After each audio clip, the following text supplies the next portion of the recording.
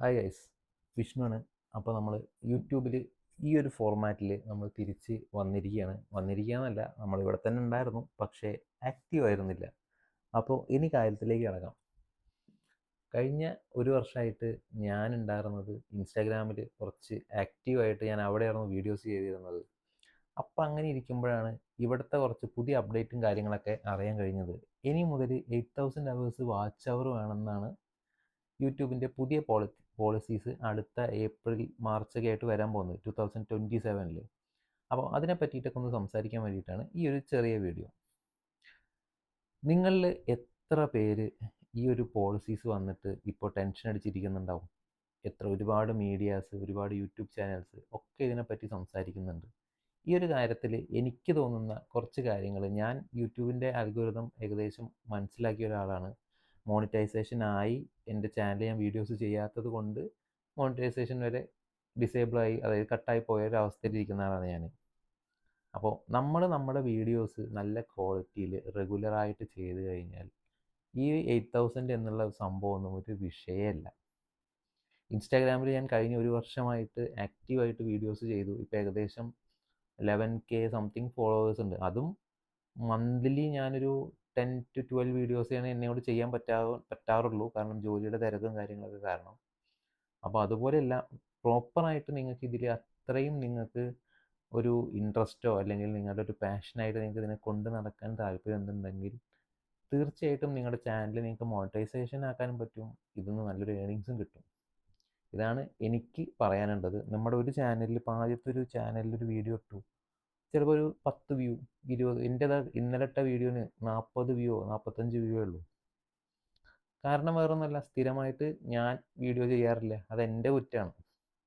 അതിന് നിങ്ങൾ യൂട്യൂബിനെ കുറ്റം പറഞ്ഞിട്ടോ അല്ലെങ്കിൽ വീഡിയോ ആരും കാണുന്നില്ല എന്നൊന്നും പറഞ്ഞിട്ടൊരു കാര്യമില്ല. നിങ്ങൾ നല്ലപോലെ ആത്മാർത്ഥമായി നല്ല നല്ല വീഡിയോസ് ചെയ്യുക. റെഗുലറായിട്ട് വീഡിയോസ് ചെയ്ത് കഴിഞ്ഞാൽ യൂട്യൂബിൻ്റെ സിസ്റ്റം നിങ്ങളെ റെക്കഗ്നൈസ് ചെയ്യാൻ തുടങ്ങും. ഇയാൾ കൊള്ളാലോ. അങ്ങനെ നിങ്ങളുടെ വീഡിയോസ് കൂടുതൽ ഇമ്പ്രഷൻസും കൂടുതൽ ആൾക്കാരിലേക്ക് യൂട്യൂബ് തന്നെ എത്തിക്കും. ഇതിന് നിങ്ങൾ ഇമ്പോർട്ടൻ്റ് ആയിട്ട് ചെയ്യേണ്ട കുറച്ച് കാര്യങ്ങൾ ഞാൻ പറഞ്ഞുതരാം. നിങ്ങളുടെ ഫ്രണ്ട്സിന് ഈ ചാനലിൻ്റെ ലിങ്ക് ദയവ് ഇത് ഷെയർ ചെയ്യാതിരിക്കും. ഇവന്മാരൊന്നും ഇത് എടുത്തിട്ട് ഇത് ഫുള്ള് ഫോൺ എടുത്തിട്ട് ഫുള്ള് നോക്കില്ല. ജസ്റ്റ് ഒന്ന് സ്ക്രോൾ ചെയ്യും. ഞാൻ കണ്ടിട്ടുള്ളതാണ്, കാരണം ഞാൻ തന്നെ എൻ്റെ വീഡിയോസ് പലർക്കും അയച്ചു കൊടുക്കുമ്പോൾ ജസ്റ്റ് സ്ക്രോൾ ചെയ്തിട്ട് അവിടെ മാറ്റി വയ്ക്കും. ഇങ്ങനെയുള്ളവന്മാർക്കൊന്നും നിങ്ങൾ നിങ്ങളുടെ വീഡിയോസ് അയച്ചു കൊടുക്കരുത്. ഫ്രണ്ട്സ്, ഫാമിലി, ഇവർക്കൊന്നും അയച്ചു കൊടുക്കരുത്. കാരണം ഈ പുറമേ നിന്ന് ഔട്ട്സൈഡേഴ്സ് ആയിട്ടുള്ള ആൾക്കാരുണ്ടല്ലോ, അവരാണ് നമ്മുടെ ജെന്യൂൻ ആയിട്ടുള്ള എന്നൊക്കെ പറയില്ലേ, ജെന്യൂൻ ആയിട്ടുള്ള നമ്മുടെ സപ്പോർട്ടേഴ്സ് അവരാണ്.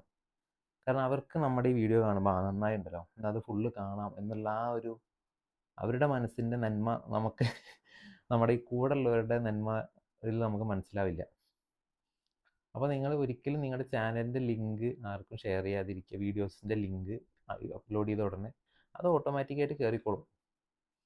അപ്പോൾ അങ്ങനെ ഈ 8000 കേസ്, അപ്പോൾ 8000 വാച്ച് അവേഴ്സ് വന്നാലാണ് മോണിറ്റൈസ് ആവുള്ളൂ എന്ന് പറയുന്ന കേസിൽ നിങ്ങൾ യാതൊരുവിധ ടെൻഷനും വേണ്ട.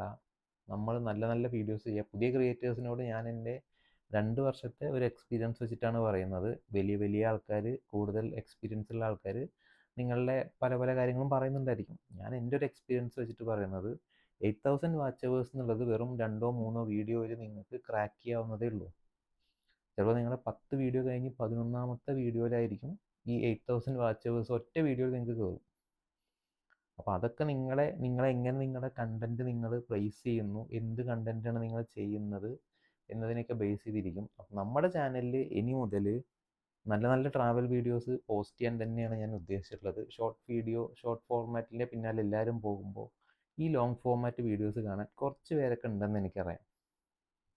അത് ഞാൻ കുറച്ച് വീഡിയോസ് പോസ്റ്റ് ചെയ്ത് നിർത്തിയപ്പോഴാണ് എനിക്ക് മനസ്സിലായത്. പലരും എൻ്റെ പഴയ വീഡിയോസ് കണ്ടിട്ട് എന്നോട് സംസാരിക്കാറും അതിൽ കമൻറ്റ് ചെയ്ത് പല സംശയങ്ങളും ചോദിക്കുമ്പോൾ എനിക്ക് മനസ്സിലാവുന്നത് ആ വീഡിയോസ് ഇപ്പോഴും ഓടുന്നുണ്ട്.